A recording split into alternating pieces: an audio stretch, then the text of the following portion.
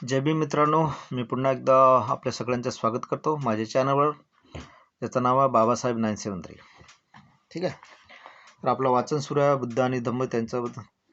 हे सगळ्यांना माहीतच आहे. त्याच्यातला दुसरा खंड भाग 3, त्याच्यातलं 7वं प्रकरण ते आहे जीविकाविषयी.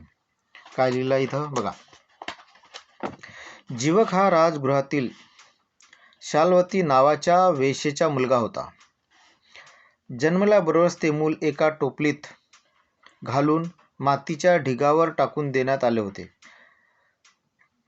कारण ते अनौरस संतान होती. अज्ञात पित्राचा पुत्र. त्या मातीच्या ढिगाऱ्याजवळ बरेचसे लोक त्या बाळाकडे पाहत उभे राहिले होते. राजकुमार अभय त्या बाजूने जात होता. त्याने लोकांना विचारल्यावर त्यांनी सांगितले ते जिवंत आहेत, म्हणून त्या मुलाला जीवक असे नाव मिळाले. अभयाने त्याला दत्तक घेतले आणि त्याचे पालनपोषण करून लहानाचे मोठे केले.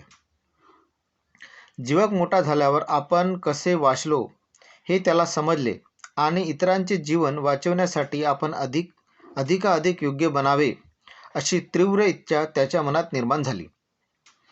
म्हणून अभयला न कळविता तो तक्षशिला विद्यापीठात गेला आणि तेथे 7 वर्ष त्याने वैद्यकीय अभ्यास केला. बघा, 7 वर्ष जीवकाने कुठं? तक्षशिलामध्ये. कसला अभ्यास केला? वैद्यकीय, मेडिकल सायन्सचा अभ्यास केला त्यावेळेस त्यांनी 7 वर्ष. नंतर राजगृहात परतल्यावर त्याने आपला वैद्यकीय व्यवसाय सुरू केला आणि थोड्याच काळात या व्यवसायात त्याने मोठे नाम कमावले. सर्वप्रथम त्याने साकेत येथील एका श्रेष्ठीच्या पत्नीचा इलाज केला. तिला बरी करण्याबद्दल त्याला 16,000 कारशापन, 1 गडी, 1 मोलकरीण आणि 1 घोडागाडी इतका मोबदला मिळाला. त्याची योग्यता ओळखून राजकुमार अभयाने त्याला राहण्यासाठी आपल्या राजवाड्यात जागा दिली. राजगृहामध्येच त्याने बिंबिसारला झालेला भयंकर त्रासदायक अशा भगंदर रोगापासून मुक्त केले आणि त्यासाठी बिंबिसारच्या 500 राण्यांनी आपले सर्व अलंकार त्याला बक्षीस म्हणून दिले असे सांगतात. जीवकाने उल्लेखनीय असे केलेले इतर काही उपचार म्हणजे राजगृहातील एका श्रेष्ठीवर केलेली कवटीची शस्त्रक्रिया. बघा, कवटीवर शस्त्रक्रिया केली त्यांनी. आणि बनारस येथील एका श्रेष्ठीच्या मुलाला झालेल्या आतड्याच्या एका जुनाट रोगावरही त्यांनी शस्त्रक्रिया केली त्यावेळेस जीवकांनी. लक्षात घ्या. राजा आणि राजस्त्रिया यांच्या राजवैद्य म्हणून जीवकाची नेमणूक झाली होती. परंतु जीवकाच्या भगवान बुद्धाकडे फारच ओढा होता.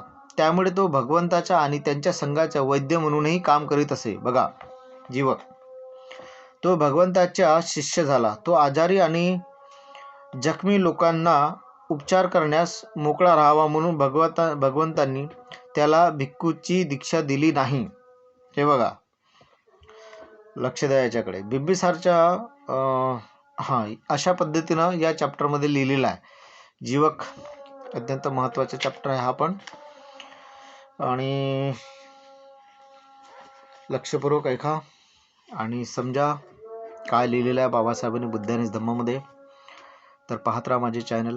सबस्क्राईब करा, लाईक करा, शेअर करा, कमेंट करा. जय भीम.